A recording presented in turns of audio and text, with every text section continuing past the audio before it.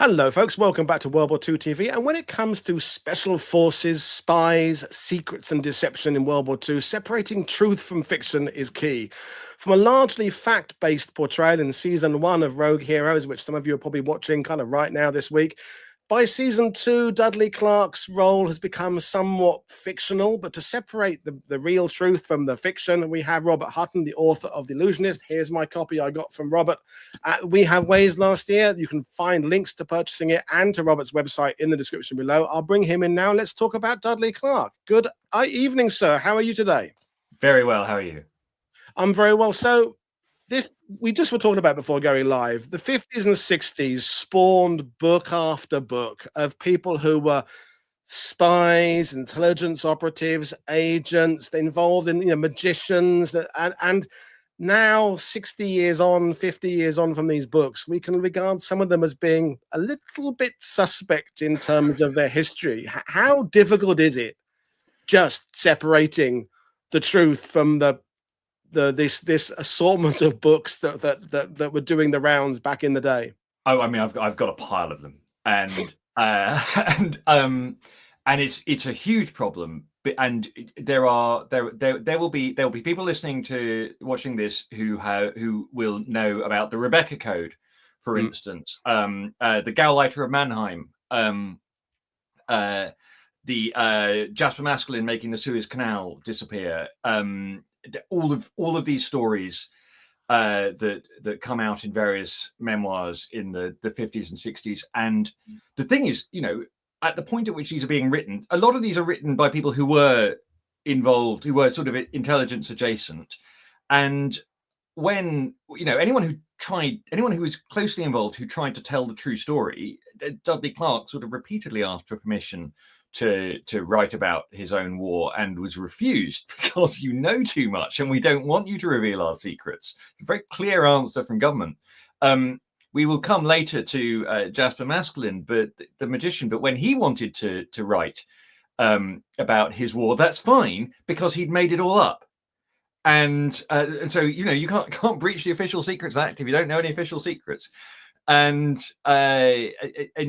so the sort of the first, I mean, again, a lot of people watching this will be aware of a book called Bodyguard of Lies by Anthony Cave Brown, which a lot of it is wrong. Now, to be fair to the author, he was breaking news entirely on the basis of getting people to talk to him.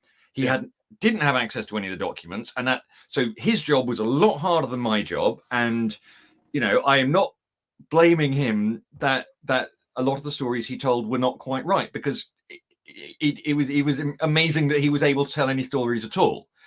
And that's the true that's the reality of sort of a lot of there's a first generation of the history which is memoirs where some of it's true, some of it's not, some of it's half true. Sometimes they're protecting. One of the things obviously they have to protect is ultra for a long time, because why they had to protect it when the Russians knew all about it, it's not clear, but they felt they had to protect it. So they're protecting that kind of thing. They're protecting double cross for similar reasons. So they have to make stuff up. That's sort of the charitable explanation. Sometimes they want to make stuff up to make themselves look better. That's less charitable. Then there's a second generation, which is sort of like the Bodyguard of Lies generation. There's a couple of books on Dudley Clarke, one by somebody who worked with him called David Muir, where again, he's trying really hard to tell the truth based on what he remembered and what other people remembered. And he had the advantage of me that he had access to all the people, but he didn't have the advantage of me that I was able to sit there reading through memos that Clarke had written, on that day that are then just stuck in the file, and that is an advantage to me. So I sort of feel like we're in kind of the third or fourth iteration of this, and now I really hope. I mean, I'm sure there's something that's wrong in my book, but I there's nothing that I know is wrong in my book, and I tried really hard, to avoid that. And sometimes in some places I've been more careful, than perhaps others might have been, because my view is I really don't want to be wrong. Mm. Um, But let's bring up your slides, and we're gonna, we started off by talking about the fact he is a figure in Rogue Heroes to, as I say, varying degrees of accuracy, but it's an entry point. We were talking before going live again. People are fascinated by gadgets and deception, the idea that Monty's double and magicians hiding trucks in the sand and phantom units and people disappearing out of the smoke and appearing somewhere else. It gets us excited. Whereas again, we were talking, logistics wins the war, the ability to get stuff to the theaters of war, the sinews of war, but you don't kind of get excited about people in charge of plotting railway lines. But this kind of stuff, which is obviously the magic of Rogue Heroes, is getting people interested, people being renegade, doing what they want, just going and killing the enemy and being rogue.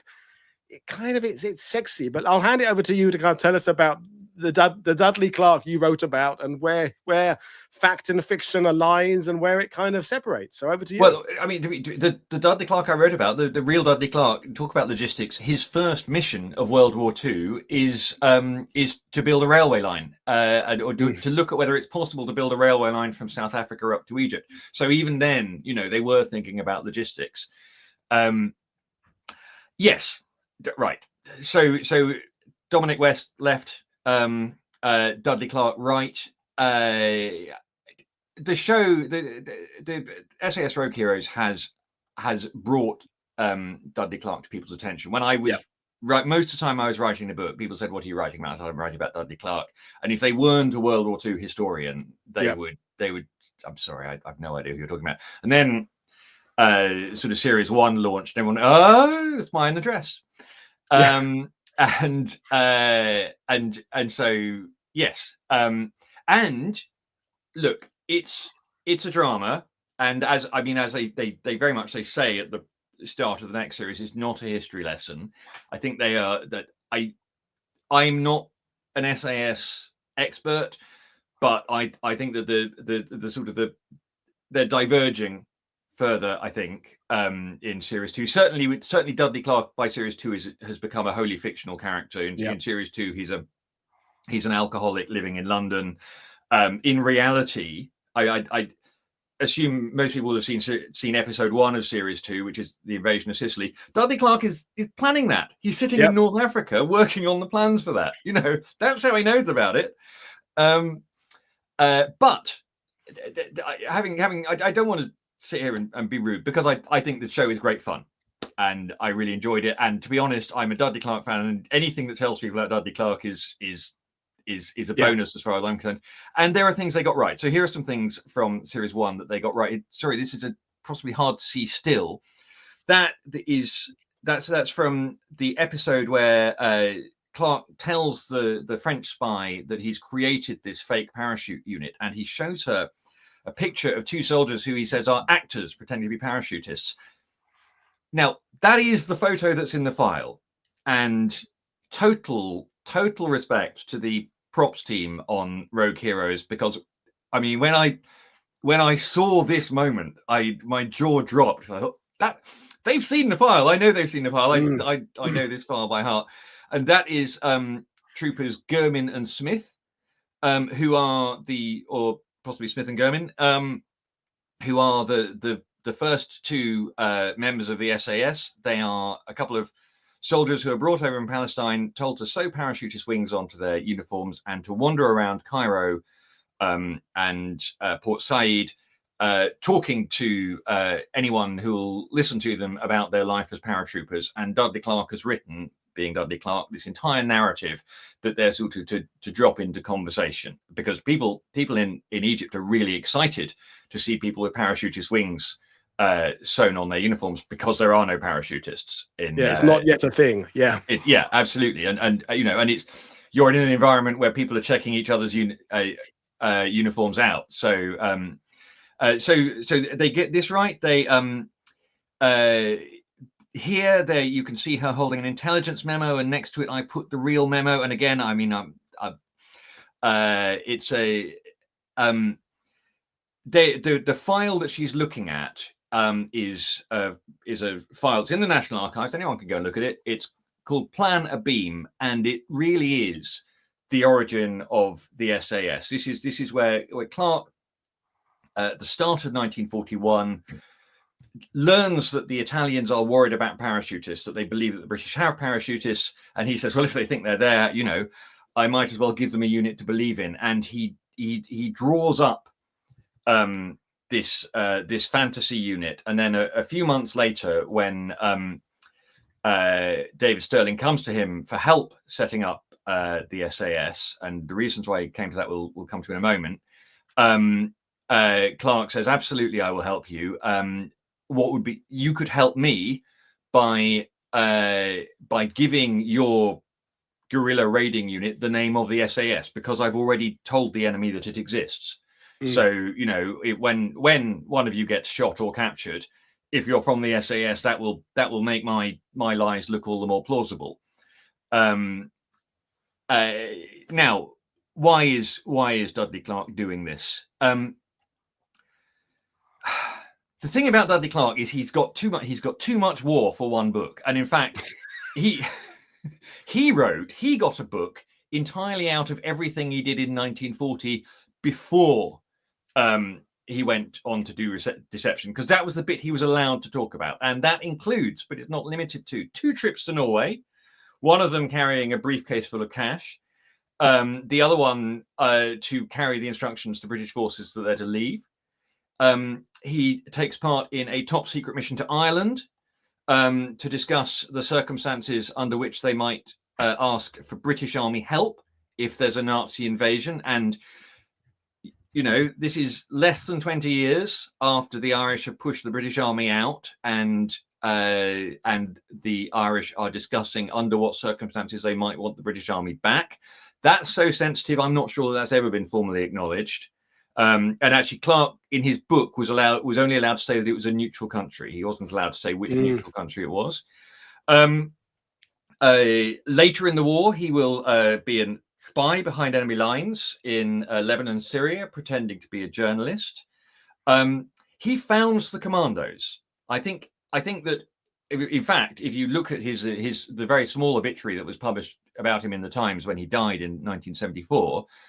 He was described as the founder of the Commandos, and immediately after Dunkirk, he's sort of the military aide to Dill, who's the chief of the Imperial General Staff, and Dill says he's worried about the fighting spirit of the army, and what can we do now? There's no one for the army to fight, and the last bit of fighting they did ended pretty badly. How can we keep men feeling like soldiers? And the thing about Clarke is, one of his team described him as the complete military Jeeves, in the sense that, and this is the great example of it. So Dill says to him, "This is what I'm worried about," and Clarke's answer is, "Actually, sir, I've already been thinking about it, and here's a possible solution you might want to have a look at."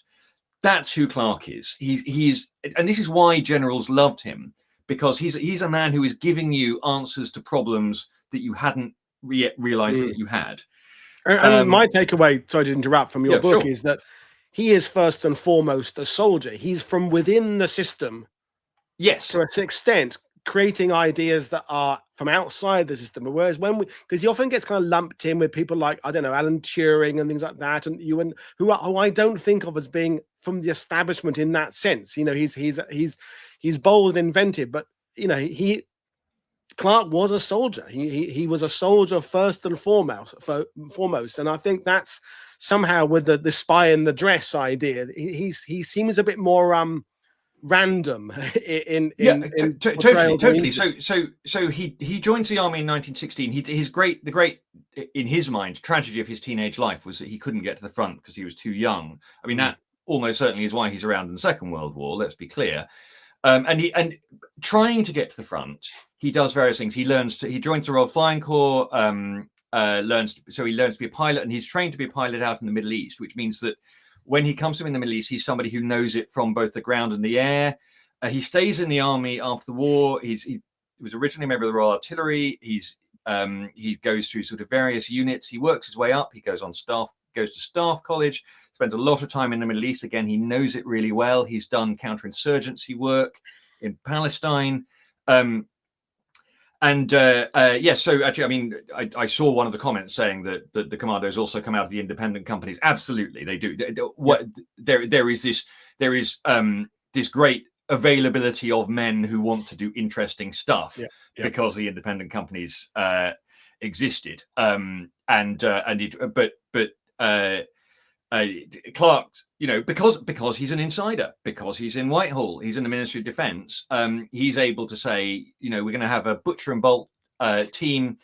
Has to be said, the Commandos, he's in charge of them for sort of 3 or 4 months. It's not brilliant. The first few Commando raids are sort of the first is not great. The second onto Guernsey is terrible. Although do we have ways, lads? Make the case that it's the raid on the Channel Islands so terrifies so fixes itself in Hitler's mind that it then leads to all of the Channel Island building, which is a huge waste of resources. And so you can, and in the paperback I'm making this case, can argue tongue in cheek that it's the most successful commando operation of the war because of the diversion of resources that results in it. But certainly that's not what they thought in 1940. Anyway, it's a bit. The Commandos are in a dicey place, and at the end of 40, Clark is ordered to Cairo at the request of General Wavell, who wants him for a special job. And Wavell is at this point the only person in the British Army, well, the only sort of general in the British Army who's actually fighting the enemy. So what Wavell wants, Wavell gets.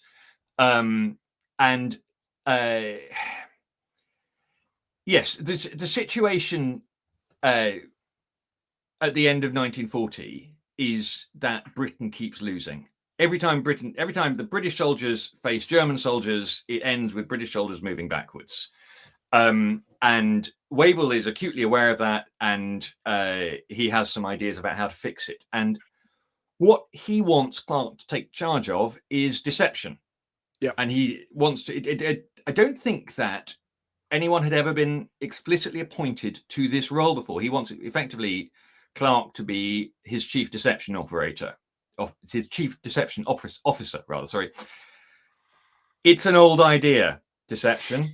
Okay, and it's not just a Trojan horse.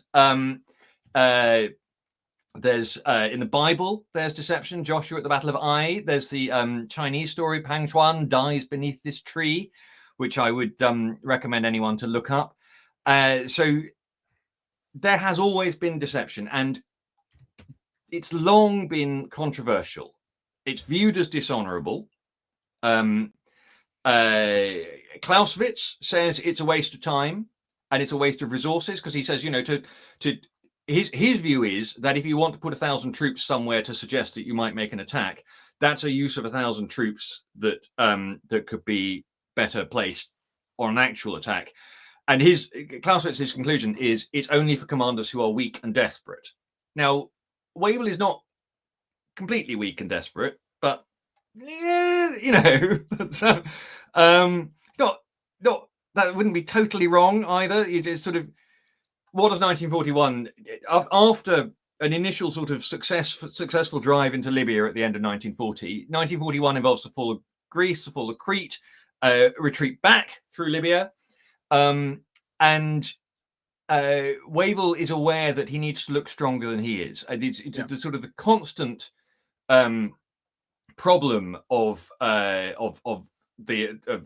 Allies throughout is you've never got the men where you want them. You've never got the kit where you want them. It's always making its way to you. And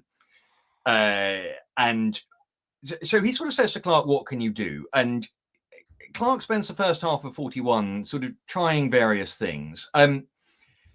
My favorite example is on Cyprus. So after the fall of Crete, Wavell is very worried that Cyprus might be next. And there's only 4,000 British soldiers on Cyprus. Having seen what happened at Crete, quite reasonably, sort of, Wavell says, "Well, they could, if they can take Crete, there's no reason they can't take Cyprus. And what can we do? What can we do to stop them attacking?" And Clark's first suggestion is, what if we suggested that there'd been an outbreak of bubonic plague on Cyprus? Because then the Germans would have to vaccinate all their soldiers, and that would at least hold things up by a couple of weeks.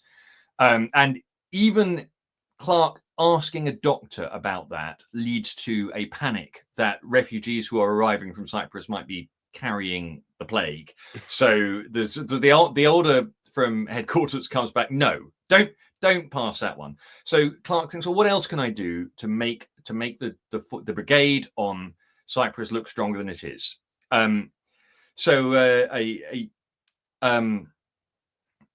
brigade has about 4,000 men, and is commanded by a brigadier. And on Cyprus, it's a chap called Brigadier Rodwell. And Clark writes to him and says, need your help, old man. The good news is that we've just announced that you've been promoted. You're now a major general. And the bad news is that you haven't really been promoted, so you're not getting the money. But crucially, a major general commands a division, about 16,000 men. Yep. So if we say there's a major general here, the Germans will look for a division, because that's how the Germans think. And it works. That's the best thing about it. My favorite thing about this story is that it works. And, the Germans, upon learning that there is a major general in Cyprus, say, oh, well, there must be a division there. And so, and immediately chalk it up. And what I like about that example is it shows how incredibly well equipped Clark is for this job. He's been an intelligence officer. He knows how soldiers think. He's been a staff officer. He knows that if you see a major general, you look for 16,000 men behind him. Yeah. He also, and this is the other sort of bit of the Clark puzzle, his uncle Sidney was one of Britain's leading amateur magicians, and Uncle Sidney has taught the young Dudley how to do magic tricks, and so much of what you see Clark doing is as a magician would do it. So there are special tools that a magician can get, where a thing that they will hold in their hands that will, when they press it, it will make a sound like two coins clinking, and that when the audience hear that sound, we think there must be coins in the hand. Yeah. And in the same way, when the Germans see a major general, they think there must be a division. And Clark understands that. Clark understands that when a magician fans the cards out in front of you, nobody has time to count whether there's 52.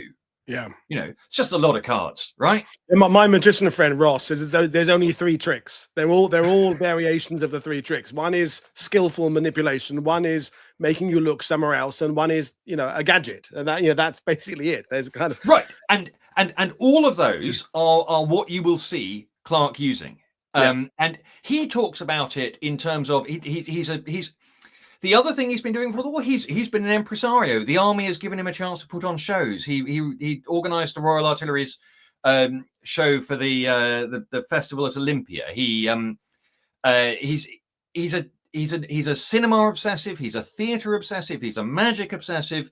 He's been a showman. He talks the whole time about setting out the stage, about writing scripts, about telling stories, about having props and cast and all this kind of thing. This is completely how he's thinking. And he realizes he can't do all this on his own, so he has to start building a team. Well, I mean, technically, do we go to prison if I show this picture? Let's risk it. This is A-Force, the team that he builds up. Now, even its name, there's 2 things about its name. A-Force is chosen. He doesn't want to call it the Deception Team because he thinks that's a bad name.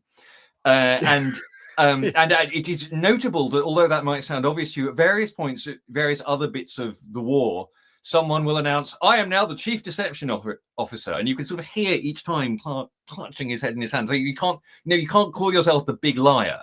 You have to. So A-Force is a deceptive name. It might sound like Air Force, and it sort of, I think, partly comes from when he is trying to build up this SAS idea that the A might sound for airborne or something. I think it is impossible to get away from the fact that the other thing about A-Force is it sounds really cool. Who wouldn't want to be in A-Force? Yeah. Now, what he realizes is that a global war brings global deception opportunities. So sort of there have been deceptions, as I say before, and quite often it's been, are we going to attack at the western end of the line? You know, no, actually we're attacking at the eastern end of the line. But men can be moved from one trench to another trench, right? What Clarke realizes, and he realizes it really early, is that if you get the defenders to sit in the wrong country, it's much, much harder to then move them. If you tell people that the attack is going to come in Greece when actually it's going to come in Sicily, and we'll come back to this one, you know, those soldiers in Greece, they can't get to Sicily very quickly. Logistics again. So in October 41, Clarke goes to London and he presents them with a memo which has this amazing line. It talks about how deception should be done. You don't, again, people who've seen the first series of SAS Rogue Heroes will remember that what Dominic West says he does with this file is, oh, well, I left it somewhere where the Spanish attaché could see it, and now it'll be on its way to Berlin. Clarke is never that clumsy. It's always, I'll give you a little clue here, I'll give you a little clue there. You know, I'll drop a photograph that looks like it might indicate something into this force's newspaper. Somebody else will drop an envelope. You can see it here. He talks about the puzzle pieces. The enemy must be left to build up a jigsaw puzzle himself. The pieces, consisting of rumors, leakages, and visual evidence, must be supplied to him through varying sources, all in their turn supplied by a central controlling authority. In this way, no one source ever need be entrusted with the completely genuine plan. And that means that if the Germans say, "Oh, that piece of intelligence is wrong," they don't say, "Oh, we're being lied to completely." They just say, "Oh, well, that's wrong," you know. But the second line here, the point D, I just think is amazing. All lies, however big, must themselves form pieces of one grand jigsaw puzzle. In fact, the basis of all future deception should be a completely bogus plan for winning the war.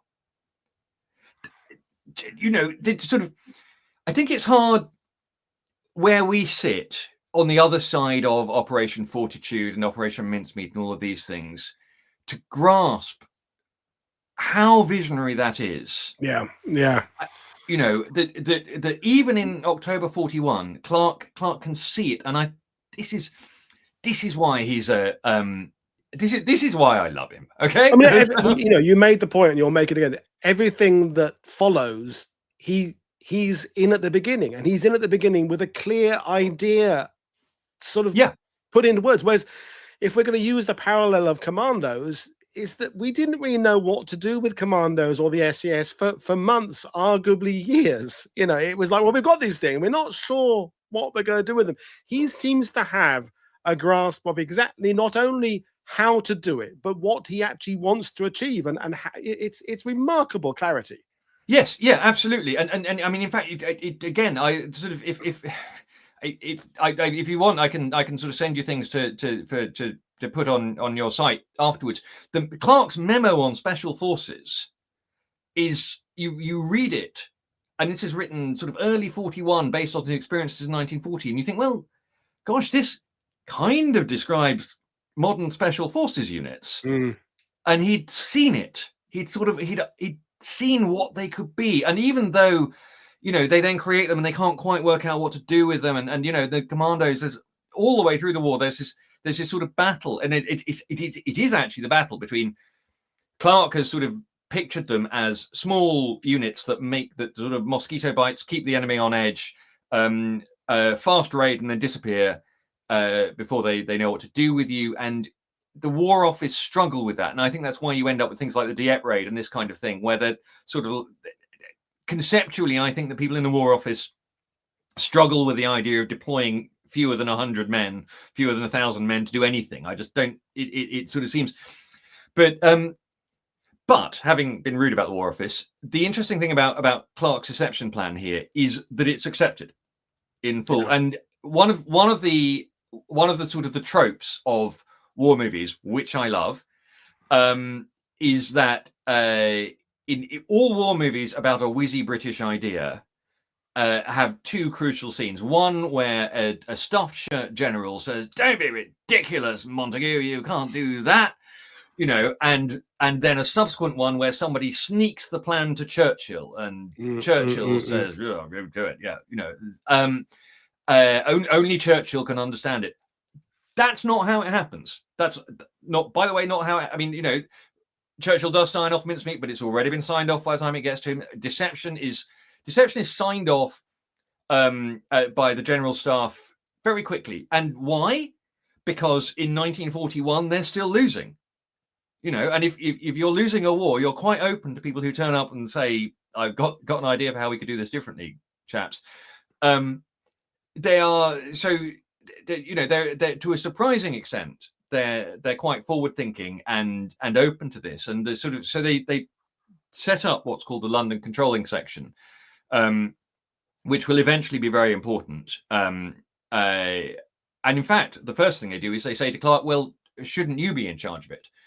And you can be in charge of global deception." And Clark says no, which is really interesting. And the explanation he gives is, he says, look, the line he says is, "Look, it would be quite wrong to steal a chap's butler when he's only been lent to you for the night." In other words, I work for, I think at this point he's now working for Auchinleck, Wavell having been replaced in the way of Churchill's generals. I work for Auchinleck. You know, you can't bring me over here and poach me. Of course they could. I mean, they could do what they wanted. I think it is actually that Auchinleck is in action. If you want to do things, you go to Cairo. He's at this point, he spent a month back in London. London is pretty grim in sort of September, October 41. Rationing is everywhere. Clark likes the high life. I know that he went to the Ritz while he was there. It probably wasn't what it had been before the war. Whereas life in Egypt is actually pretty cool. There's much less of a blackout. There's much less rationing. And there's things to do. You can go and you can fight. You can have, you can try things out. So I think that's probably the reason. But anyway, on his way back to Egypt, Clark is passing through Spain and he is arrested. And why is he arrested? Well, it's happened to us all, though, hasn't it, Rob? We've all been in a foreign country and been arrested for wearing a dress. And I mean, I can understand. No, but yeah. Yes. This is the other reason why people had heard of Dudley Clarke. Yeah, it's been a bit of a albatross for him, hasn't it? In some ways, his memory. Yeah. Yeah, he is arrested for being dressed down to the brassiere as a woman. And I mean, this is the Spanish view is that this is a crime, in and of itself. It's an offense against morality or whatever. We're in a more relaxed and liberal time. How big of a deal is this? When he's arrested in Madrid, they're under the impression that in Madrid, the official diplomats are under the impression that this is a consular catastrophe. They think he's a war correspondent for the Times. They think that this is going to be frightfully embarrassing for the Times. That this chap has done this and got to arrest himself in this way. Back in London, they don't give a damn about the Times. But how big of a deal is this? This note here, if people can read it, is on the back of one of the is at the bottom of one of the memos about Clark's arrest. And it says, this is by Alexander Cadogan, who was then the permanent secretary at the Foreign Office. And it says, Secretary of State, that's the Foreign Secretary, Secretary of State for War, Chief of the Imperial General Staff, and myself discussed this with Prime Minister. So that's how important this is. These are the most important men in London. These are the most important men on the Allied side of the war. Yeah. America's not in yet. And they're having a meeting to discuss what the hell has happened in Madrid. Has Dudley Clarke lost his mind? And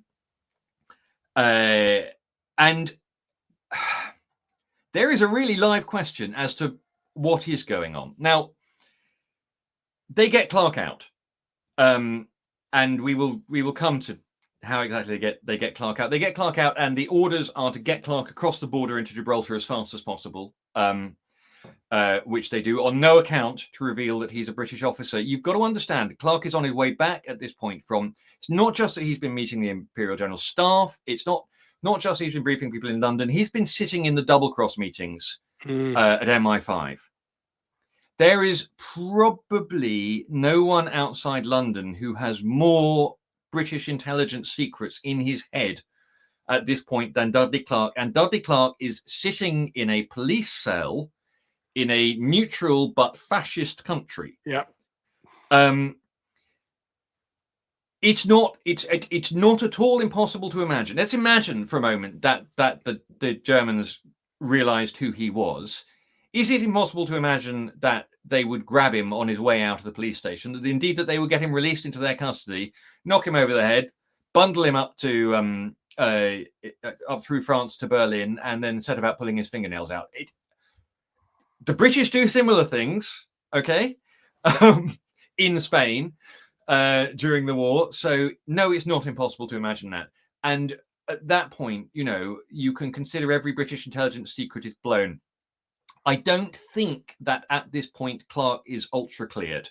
So I don't think he knows about Enigma, but he would have known that the British seem to have a really, really good source of intelligence that was sort of passing them particular kinds of information. And so again, if he tells everything he knows, it's not impossible that somebody in Germany starts putting it together. Clark's claim about this. Now, he didn't talk about this in his official account of the war. He only says that his visit to Madrid had to be ended quickly. Not wrong. His claim is that this was an intelligence operation and he was trying to build a German source. And that view is largely caused quite a lot of sniggering in London. Except that if you look at the Guy Liddell diaries, the diaries of the deputy director of MI5, he says they are surprised how quickly Clark was released by the Spanish police. And the theory in Spain is that Clark was released at the behest of the Germans, so that there was a German spy in Madrid who knew who Clark was and said, he's working for me, let him out. Now, what's going on there? Clark had never been to Madrid before, but there is a line, and there's just a line in another of the Clark files where he's talking about different, what he called channels, ways he could put information across to the enemy, and what he called A channels, which were the channels these were the channels he would use to put across a story that was directly false. In other words, it was a channel where if the Germans suspected it, you would blow your operation because they'd say, oh, hang on, we've got the suspect channel says X, therefore it must be Y. The one thing we know is X is not true. So A channels were his most trustworthy channels. And he says to the MI6 in Lisbon, look, sometimes we will send you a text by telegraph, and what we want you to do, a message by telegraph, and what we want you to do is copy it out in block capitals into a letter, sign it, box, I now can't read my, box 563, I think that is, isn't it? And post it in Lisbon to this address. And that address is the address of the military attaché at the German embassy. So that is the address of a German spy. And there is somebody at that address who is expecting to get messages that if they're signed box 563 are completely trustworthy. And I can't find any evidence this channel was ever used, but that does suggest to me that that it is possible that Clark had people in German intelligence who were directly working for him. It is also possible, and this is both two things can be true at once. It is also possible that Dudley Clark liked dressing up as a lady. Yeah. Here he is in a staff college panto. Now, look, you say there are pictures of all of us. I have dressed up as a dame for panto. There are I've lots just of up people as who on a carnival float. I right. did a Dame thing, so yeah, I've been there, done it. Yeah. Yeah. Perhaps for the next We Have Waves Fest, we'll all dress up as Forget the Dudley, Hawaiian shirt. Yeah, just cross Dudley dressing. Clark Madrid costume. So you can't read too much into this, but I know this is a pantomime which Dudley Clark wrote, and he wrote himself the character of Olga the Vulgar, the most dangerous woman in the world. So it's just possible. I might slightly where I land on this, and this I'm quite clear in the book that I don't know. Where I land on this is that it's possible that Clark had a German source. It's possible this is somebody he'd met in Berlin before the war, because Clark used to go to Berlin quite a lot to meet German officers in the 30s, when that was a legitimate thing to do. British unmarried men who holidayed in Berlin in the 1930s, not all of them were gay, but some of them were gay. And it was a good place to go if you were a London-based gay man and just wanted to sort of relax and let it all hang out. And there was a lot of cross-dressing that went on in those clubs. Chris Bryant's written a good book about all of this called The Glamour Boys. Yeah. And is it possible that Clark has both somebody who is both a trusted source with whom he has some kind of relationship, and one of the bases of that relationship is that they have a shared passion that neither of them would like their higher command to know about, if you see what I mean? Yeah. Maybe it is. This is very nearly career ending for Clark. It's not, for the reasons that we go on in the book, and he goes back to gets back to Cairo eventually, and gets back to deception, and they are still learning. So one of the things they've been doing up until now is they've largely been using real units for deception, saying, the 10th Armored Brigade is here when actually it's there. And the problem with that is that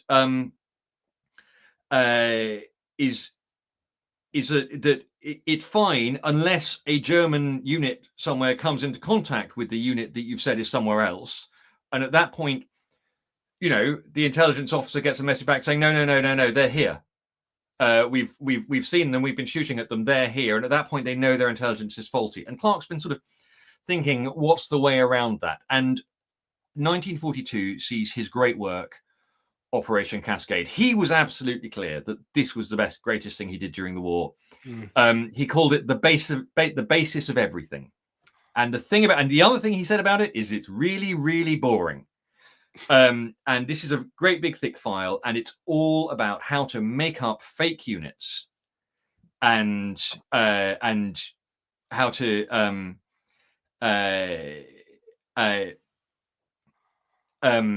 force multiply. Maybe, yes, exactly. Yeah. Yes. And the thing that they do is they realize, well, actually what you can do is you can upgrade everything. So it's a version of the thing they've done on Cyprus. So a brigade becomes a division becomes a corps, and a corps becomes an army, and everyone is basically just told to send messages using the names of larger units. So all of these units are sending each other messages, and it'll say it's come from, again, I'm sorry, I keep talking about 10th Armored Division. Say it's come from 10th Armored Division, but it's not really. The person receiving it knows that actually they're only brigade strength. It says division, but there isn't a division there.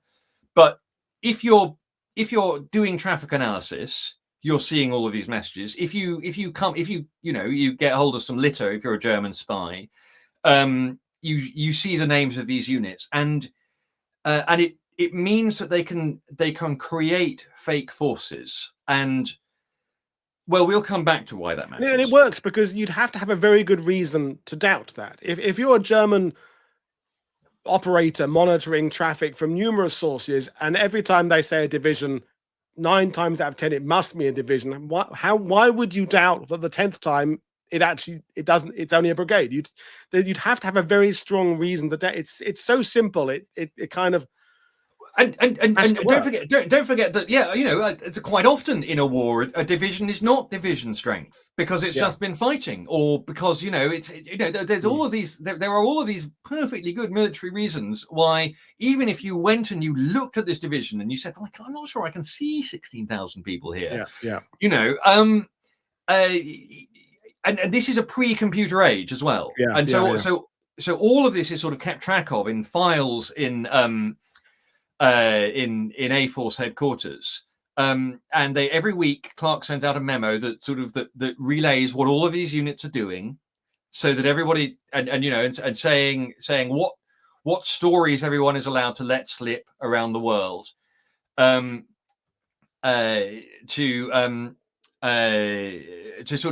build these stories. And A Force by this stage is vast and sort of multi-continent, and Clark is keeping track of all of it. And I think that's the key there. There are some times even on our own this channel we've had that this thing is the most important thing in World War II. This person is the genius that does all this. And sometimes we kind of take that with a pinch of salt in that it's how people sell books, it's how I sell YouTube channels. But when you think about the proliferation of special forces that are getting off the ground in 41, 42, 43, no one had to need to know how they all work. They could all be Stirling could be doing what he was doing with the SAS and other. For deception to work, there has to be a master behind it all. Otherwise, it all does unravel. You say if the unit ends up being seen in the place, it's something that the enemy will see through it. So, in this case, that's why he's so important. I wanted to do kind of that interesting thing that photo of him in a dress is happening essentially just before the Operation Cascade thing. That you've made the point that's his Sergeant Pepper's Lonely Hearts Club Band. That's his greatest album. And yet everything on the internet is the cross-dressing spy, and it's not that isn't a part of his story, but that's like, it just doesn't matter compared to this. This is amazing. And yet it doesn't sort of rank in terms of a guy wearing a dress is still a better story in a weird way. I am a journalist. I wrote the man wearing a dress story in 2012, 2013, whenever the file was released. I can't, it's a great story. What can I tell you? let's park Cascade for a moment, because we're going to talk about these two chaps and El Alamein. And a lot of what Clark is doing is strategic deception. There's a sort of, where does strategic deception end and tactical deception begin? I don't exactly know, but I think El Alamein moves us into tactical deception. So this is the sort of the there's a magic trick I did, which probably explains this better. But October 42, Rommel knows. This is the line. The Germans know the attack is coming somewhere on the line. Is the attack going to come in the north, or is it going to come in the south? And this is what the Germans can see on the eve of the attack. It's tanks and guns in the south. There's a supply line, a water pipeline it's not yet built, making its way to the south. There's supply dumps in the south.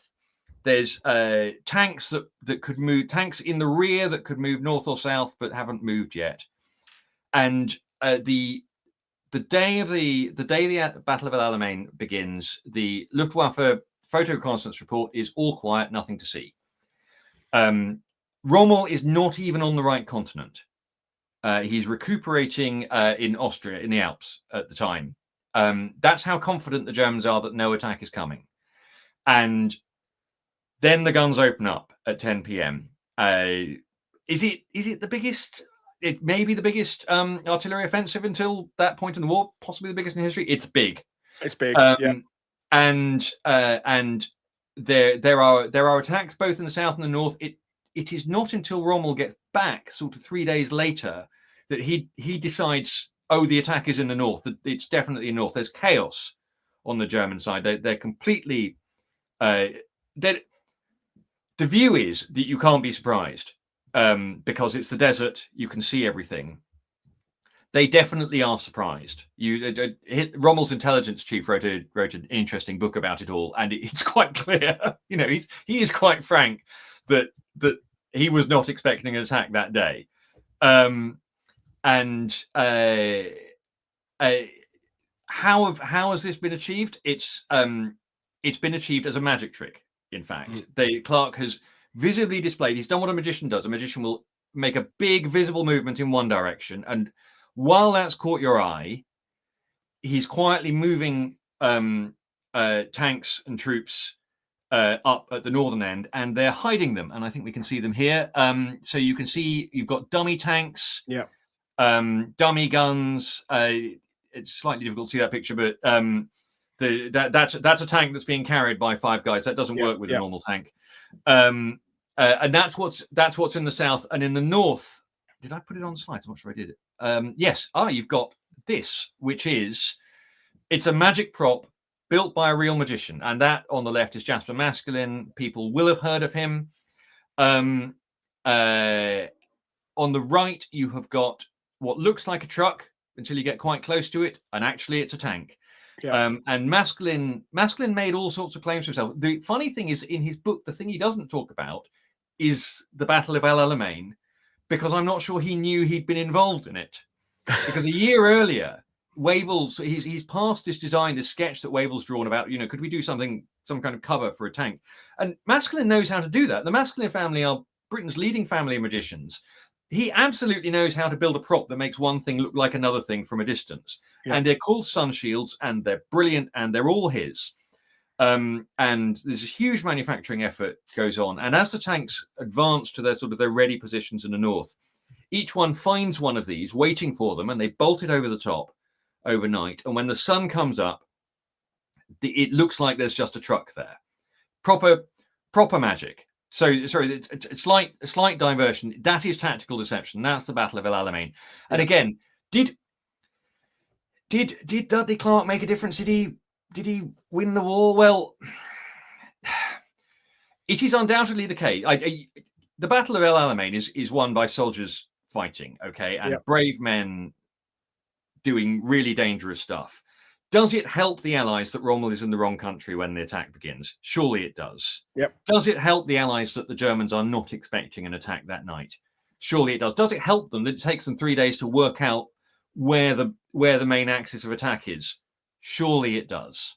And that is the clay. That is the it's the fine margin, isn't it? At this point of the war, where the Allies are adopting everything they can to give themselves a little bit of a 1% there, 1% there, 1% there, and when you add it all together, and it works out. And we'll get to D-Day and everything later on. I mean, let's whiz on. So, 1943 is the year that the whole deception thing comes together for Clarke, and this is sort of part of a map that Time did about sort of different possible routes that the Allies could take to go to Berlin. And the interesting thing is that the southern bit of it, this is very much the story that Clarke wants to put over.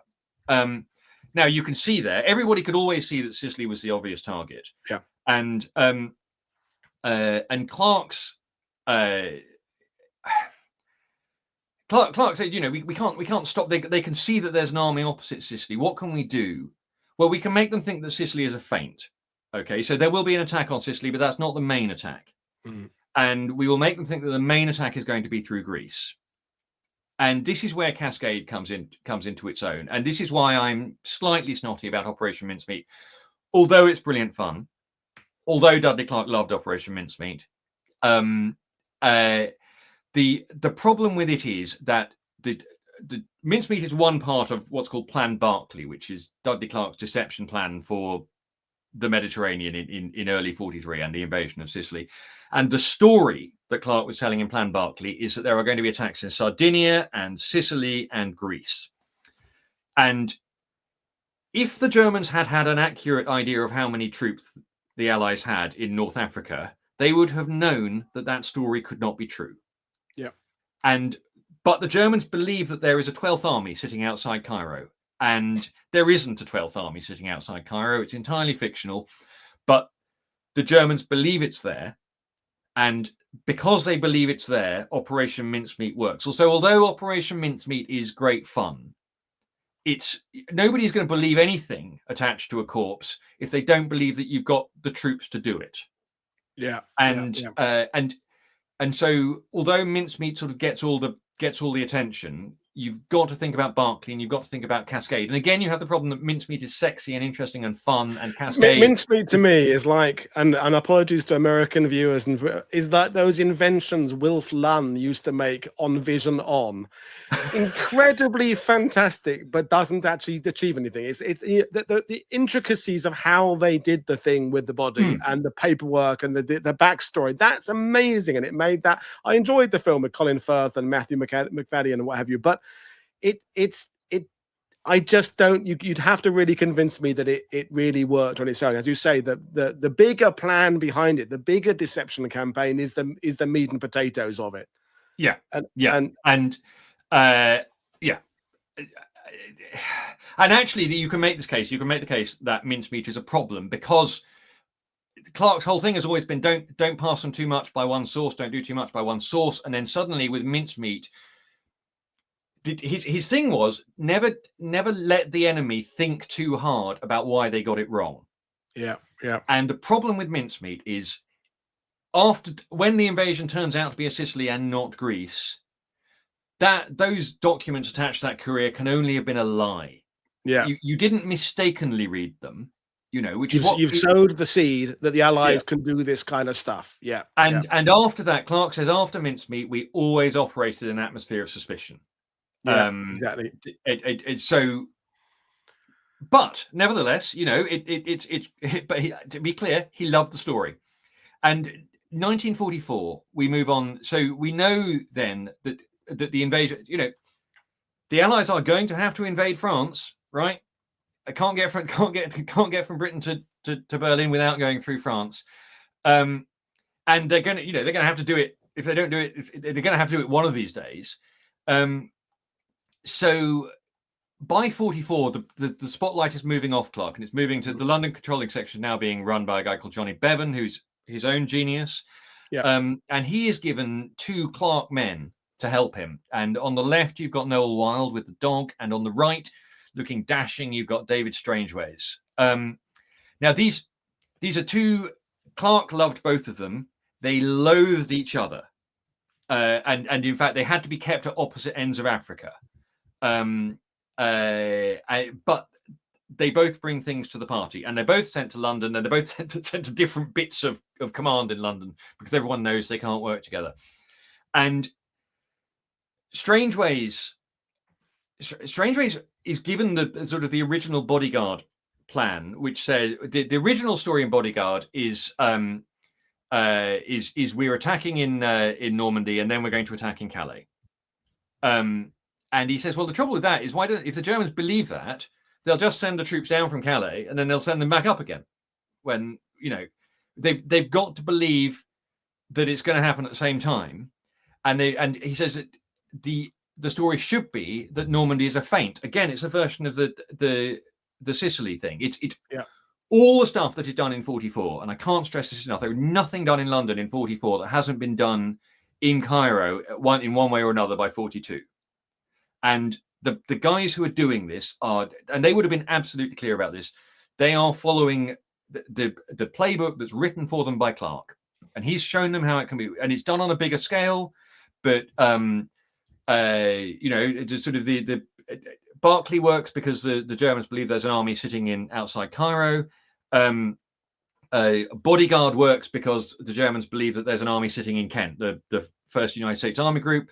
They believe that there's an army sitting in Scotland waiting to go to Norway. In fact, we can see what the Germans believe because here we have captured Orbat stuff. I mean, this is going to be very small on people's screens, but you can just about make out that there are forces in Scotland and that there are forces in Kent. For Americans, you can see there's stuff in the bottom and the middle. That's the real stuff. The stuff in the bottom and the bottom and the right is the 1st United States Army Group. That's Patton's lot. That's the fake stuff. So they know that this is a German document from May 44. So they believe it, and because they believe it, it's possible to persuade them that there is another army that's about to come to Calais. Did this weapon make a difference? Did this? I mean, I like you. I'm deeply skeptical. I'm deeply skeptical of whether my own guy changed the course of the war. But what I will say about this is what Clark said about this. He said, this is a weapon that saved lives. And it didn't just say, and what he was proudest of, it didn't just save Allied lives, it saved German lives. At the surrender, this is his favorite anecdote. At the German surrender, there are 300,000 German troops in Norway. That's 3 times as many as the Germans thought they needed to hold Norway against the Norwegians. Why is the surplus there? They're there because the Germans are waiting for an attack from Scotland. Now, if let's imagine that Hitler had been able to move 200,000 of those boys down to sit on the Rhine, probably slows the Allied advance on that side. Probably the Russians get a bit further. It probably doesn't change the course of the war, but I'll tell you what, an awful lot of British and American boys would have got killed killing them, and all those German boys would have died as well. And there are Germans alive today whose grandfathers owe their survival of the war to Dudley Clarke. Yeah. And I just think that's amazing. You can't put a percentage on it. You can't put a score on it. It's one of those eternal things we've had on this channel, is measuring the success of things like this, measuring fake radio traffic, measuring, the dummy parachutists that were not dropped out of aircraft, all that stuff. It's all part of the fact that the Allies on June the 6th in Normandy gained strategic and tactical surprise, which was the key thing. Everything else is secondary to making sure the Germans didn't quite know we were going to be launching at that time on those beaches.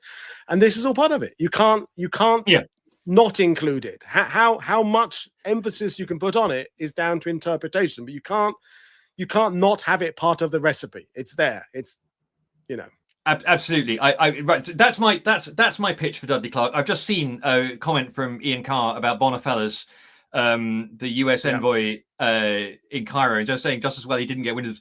I'm absolutely certain. So Bonifellas I think you can make a case that Bonifellas is possibly the single greatest spy of the war, although he didn't know it because the Germans were reading all of his messages and back to about what the British were doing in Egypt, and they were fantastically informative. I think that he didn't know about them because Clark didn't like Americans very much. Sorry, Americans. He liked Douglas Fairbanks. He liked a certain kind of American, but I suspect Bonifellas would have wound him up the wrong way, and Clark was good at keeping secrets. Yeah. So yes, I mean, other questions? Yeah, we've got a couple of questions that were built up. So a couple are referring back to Rogue Heroes. So Gary August asked right at the beginning, how close were Stirling and Clark in reality? So this is David rather than Bill. Close. Well, Dudley Clarke, for reasons that we might be able to guess at, liked to surround himself with handsome young men, and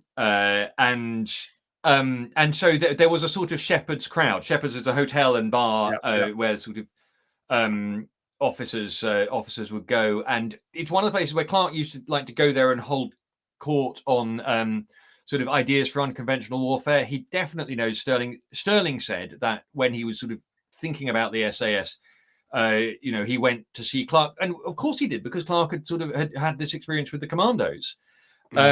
So I mean that's one of the things in SAS Rogue Heroes. I don't believe that Dudley Clarke tried to get David Stirling or Randolph Churchill killed. And there's certainly no evidence of that. I think yes, close. Okay, thank you. And then this is a difficult. You kind of half answered this already, and the book will obviously go into more detail. But Andreas is saying, was he as eccentric as shown in the first? But then, how do you measure eccentricity? Because it's a very clearly there are signs of eccentricity, but then he obviously was. As we said at the beginning, he was part of the establishment. He was an army officer who knew how to play the book. So It's a good question. I'll tell you where I landed on this. I'd written the first draft of the book, possibly in the second draft of the book, when the series came out. And I watched it and, enjoyed it on its own terms. It's fun. Yeah. Okay. It's all good fun. And the thing I came away from the first series thinking that it had captured something that I'd seen in the files and I'd seen in the memoirs, but I hadn't got across. And I sort of thought I have this idea of it's a line that one of that was used of one of Clark's officers. this officer is a pirate, only useful in time of war.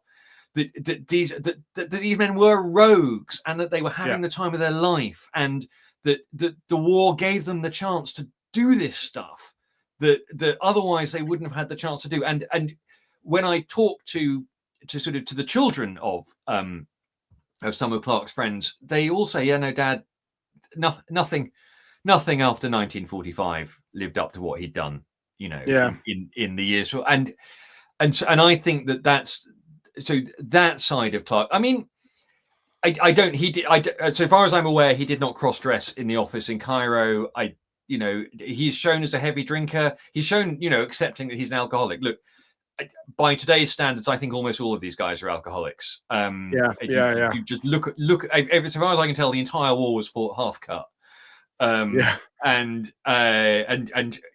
he was part of that, but certainly he was not regarded as a problem drinker.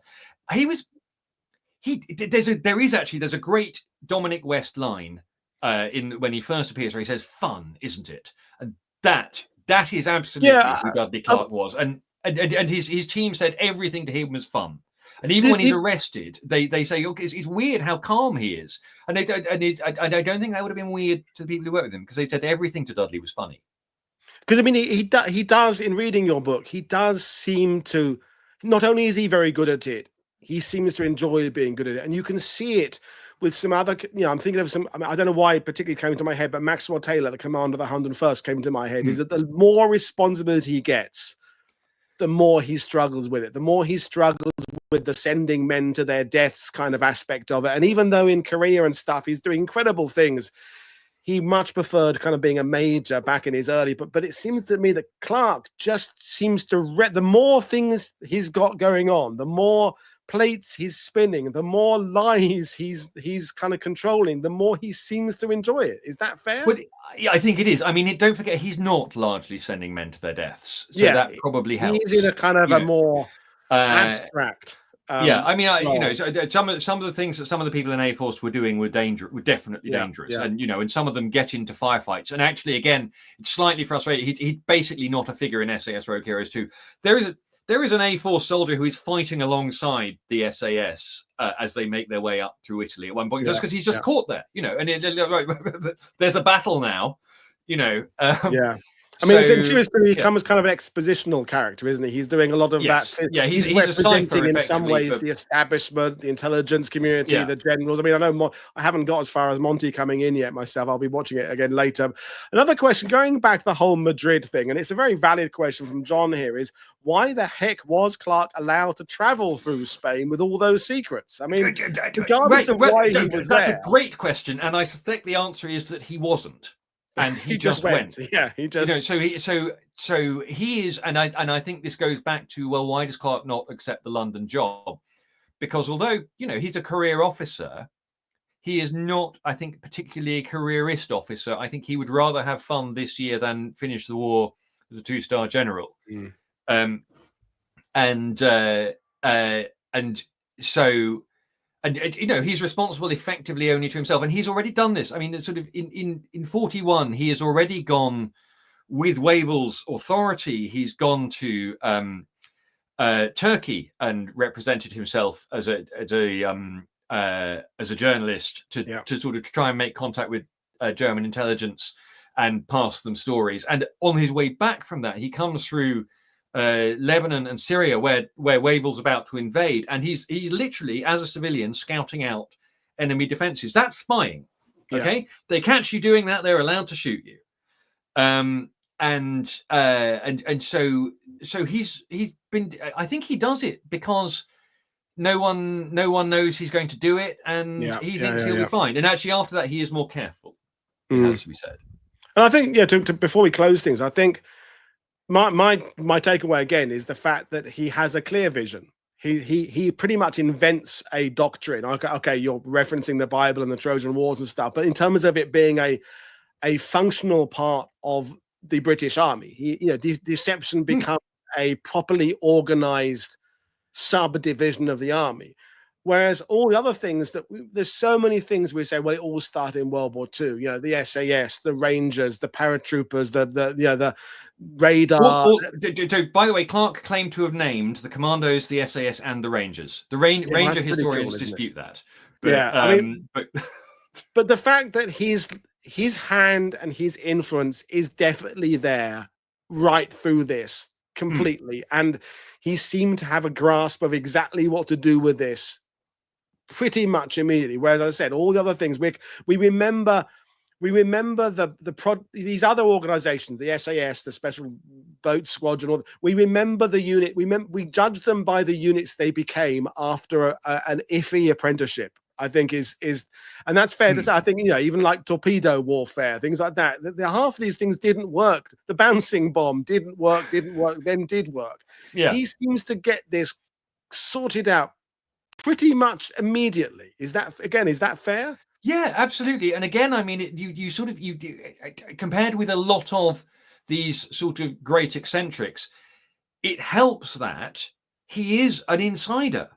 It helps that, you know, that he is on first name terms with all of these generals. Why does Wavell ask for him? Because he's worked for Wavell before the war and Wavell liked him.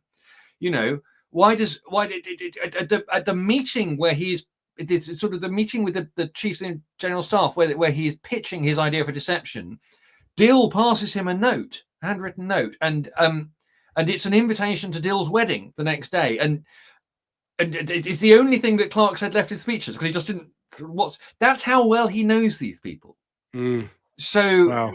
Yeah, you know, so sort of, and they force, you know, it becomes a large team. Thousands of people are involved in some of these deceptions, and again, you can only do that if you're an insider, if you're a staff officer, if you understand that if you want to have 100 men here in the middle of the desert, they're going to need food and they're going to need water and they're going to need somewhere to sleep and all of that stuff. That he knew how to do the basic kind of procurement, that to be in just how to file the paperwork. It's like, you know, that on analogy of kind of, do you file your own car insurance report, or do you let the insurance agent do, because they know what things the people who pay out are looking for? And he clearly knew, Clark, how to put the paperwork in, how to put the request through, how to badger people in the correct military way. Because, you know, as kind of Rogue Heroes kind of said, Stirling, by the portrayal in the TV show, doesn't really know how to kind of get these things off the ground, whereas Clark knew the methods of, as you said, he seemed to anticipate the questions before they came. He gave them a solution to problems they didn't know they had yet. Yeah. Well, we'll leave it there, Robert. I mean, it's been fantastic talking. So again, I'll hold up my copy of the books, folks. There is a link to buy it via the World War II TV bookstore, but of course you can buy it your favorite bookstore or online or whatever. And I urge people to go to Robert's website and see what you're doing with your magic trip you do about the Alamein on YouTube, and of course your film podcast that you do, which is, I've listened to, I think, most of them. And when someone said earlier, when's it coming back? Because you haven't done one for a while, have you?